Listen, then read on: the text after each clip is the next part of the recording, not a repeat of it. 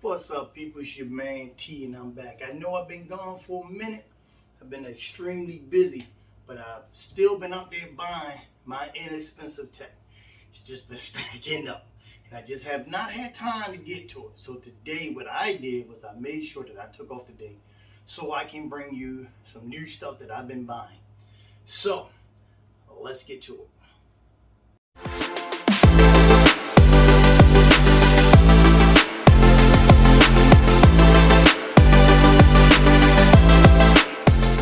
Alrighty, so some years ago, I started,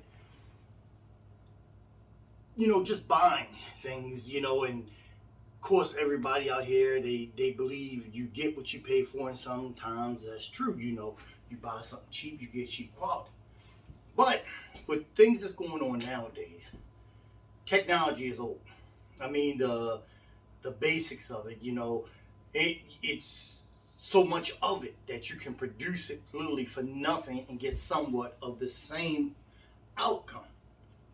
And I always tell people it's each to his own. And as y'all know, I buy everything out of my pocket. I don't get supported by nobody. So that means my views, my points, my thoughts on something that I do is from my point of view of what I spent my money for. So that's why I say I'll give you honest yays or nays on something to tell if you worth you spending your money. To me, myself, I don't think you need to spend astronomical amount of money for something when if you use it in the proper way, you'll get the same result of what's something that you might spend a lot of money. Like I've been doing a lot of shopping off of AliExpress. I really haven't been doing much off of Amazon because a lot of the Amazon sellers are getting the stuff from Ali, jacking the price up and selling it to us for a higher price. Why do that? You can get it straight from the source. So, with saying all these things, that's why I review these things. To give people to say, hey, you could save money. So for something that you paid here, you can get 5 of them. And when you think about it, if you buy 5 of them, you get 2 or 3 years out of them. Then you extend it that time. If you buy something one time that you might only get 3 years out of it, because sometimes you might spend $5 for something, $20 for something, and it only lasts the same amount. But plus me, I am a big warranty user. When I buy things, I make sure I put the warranty in, because if it goes up, hey, if you're going to warranty it, I'm getting me a new one for free. I'm not paying for another one. So with that, I have been buying all kinds of stuff. Cooktops, like little camping types. I've been doing a lot of camping and hiking, and I have been getting into solar powered battery packs, all kinds of flashlights, and I have been upgrading all of my heating units because they're coming out with a lot of new types of ways of being able, I will say, living comfortably off the grid if anything happens. And I believe I told y'all I am also a prepper. So I also want to make sure that if anything goes wrong, if this grid goes down, me and my family won't be ass out where we can't get anything, can't cook anything, can't have heat. I ain't playing that. If it happens in the wintertime, I want to be able to heat my house. No electricity. I shouldn't have a problem with electricity with the way of the technology with solar paneling and battery operated generators now, and that is a big thing. And I ain't gonna lie, those are not cheap. Those are not inexpensive. Those things are expensive, but would I say they are necessary? I will definitely say they are necessary, because if you can't get gas because the pumps are not working, because the electricity is not working, you can always just go hook up your solar power system and always still have some kind of power coming in. They're making home turbine power, your windmills where you can just mount to your garage. So it's really nowadays, you should not really have an issue if the power goes out. You should have some kind of way to produce electricity for your home or for wherever you're at. Because the way that it is now, like with me going hiking, I can carry my solar panels out there. I could be out there for weeks And I got, as long as that sun is shining, and even if I take a wind turbine power out there, I can produce electricity some kind of way. And this stuff is becoming more, how can I say, advanced, and really the price on this stuff is coming down. So it's not like it's a lot of new stuff. You got a lot of competitors out here that want your business, so they're going to make stuff in competitive prices. So what I have got lately, what I've been doing is I've been doing a lot with propane and with my hiking systems with my, and it all started when I came across the system of knowing how to refill these.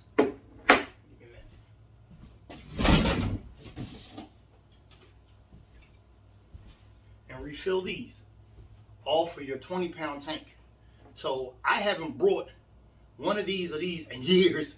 I have a whole lot of 20 pounds, and whenever I need to go hiking or I'm just kicking it around the house in the wintertime for whatever, I just go outside and refill it off of my adapter system that I brought piece by piece. You can go on Amazon, wherever you want to, AliExpress, and you can find all these adapter pieces, like the hose right here.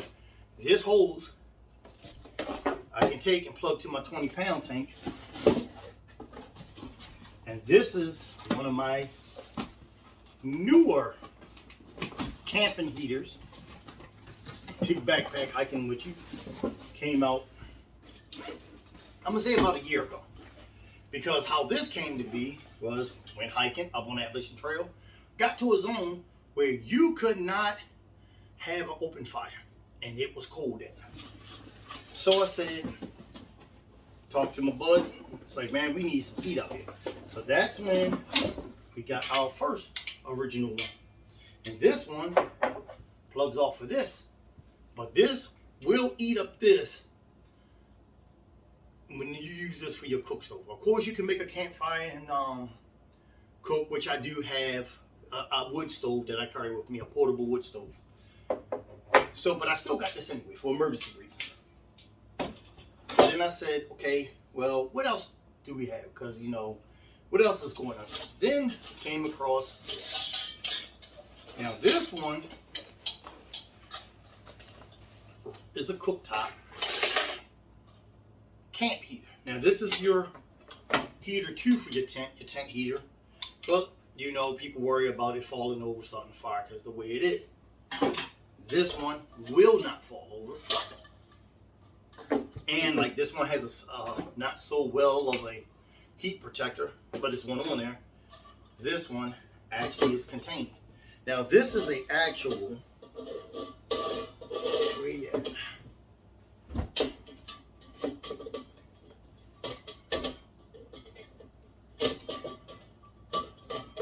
Put this on here. There we go.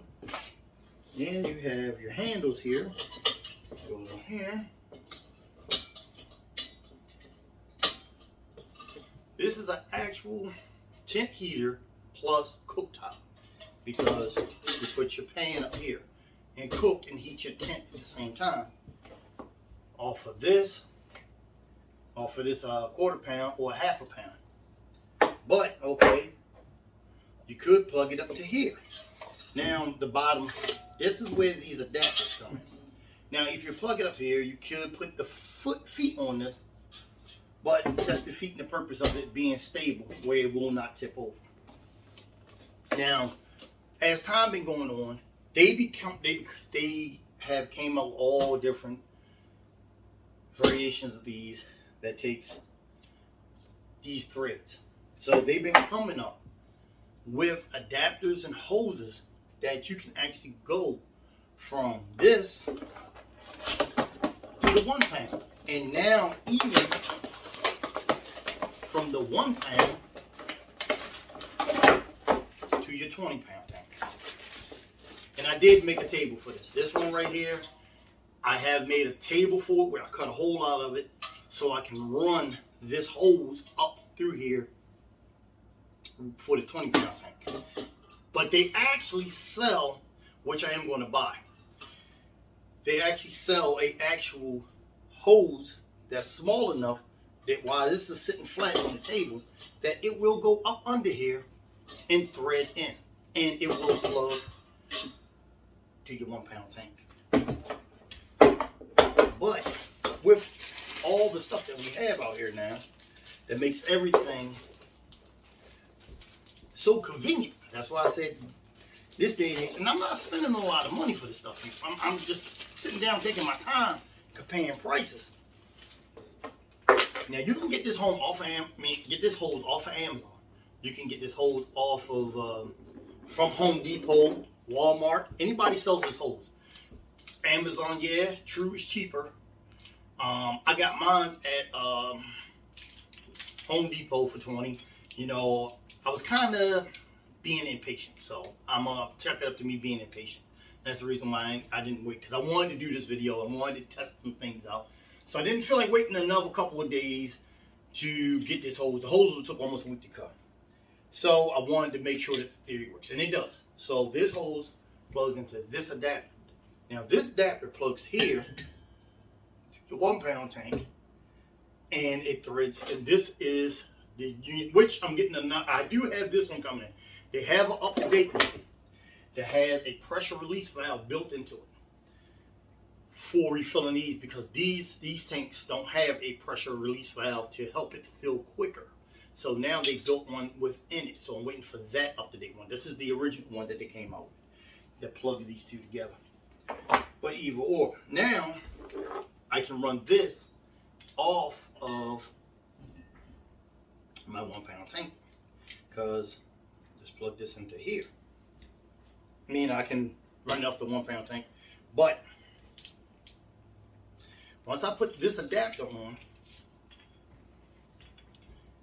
this plugs into here, this plugs into the 20 pound tank. Now I can run this one off of a 20 pound tank when I go hiking, camping. Well, I mean, I wouldn't take this hiking, but if I just go camping, set up camping, I can run this cooktop tent heater off of a 20 pound tank. And all I did was took an inexpensive table, cut a hole in big enough for this to go up through it, thread this in, and you already got your heat adjustment, your temperature adjustment right here for your on and off, to turn it on and off. The same as this one. This one has the same right here.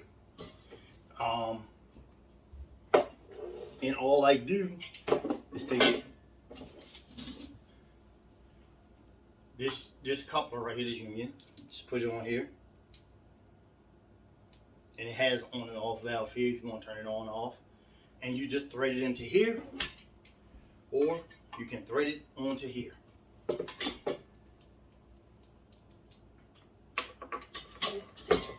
Oops, sorry. I think I might have done that wrong. I believe it, yeah. That's all it is. You take this and thread it up in there. Yeah. So, no, don't need this one. Correct myself on that. You just take this and thread it up under there.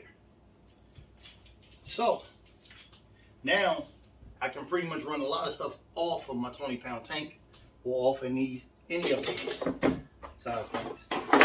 But I said, I've been watching this one for a while when Ryobi came out, because now, you know, of course, Ryobi, and I am a Ryobi guy. Ryobi doesn't pay me. I just like their products because it's more catered to the homeowner. And so what did I end up getting just this past week? This bad boy right here. Their hybrid heater unit, which I saw the first one. So I thought this one was like the first one. That's another reason why I brought this hose, because the original one ran off of a 1 pound tank. You used to plug it back up here, battery plugged here. This is their newer model, which is Austin 2410. You know, on the side you have your temperature, you have your power, have your igniter button.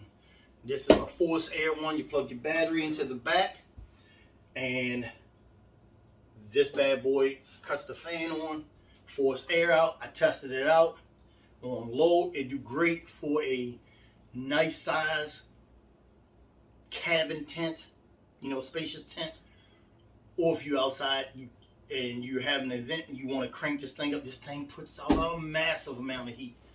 This thing ain't no joke. This thing put out some heat. And this one plugs directly into your 20-pound tank. And it comes with, I want to say this is probably a 7-foot hose. I'm 6'2", this thing, so it's probably about a 7-foot hose. This thing's long. It gives you some length on it to keep the tank away wherever you want to do it. And you just thread it into the side, thread it into your 20-pound tank, turn it on, set your temperature, and enjoy wherever you at. I tested it out a couple times, and it definitely does the job. It will do the job next time I go camping and I set up my cabin. And everybody know, they're pretty big, so this would definitely supply heat through the night.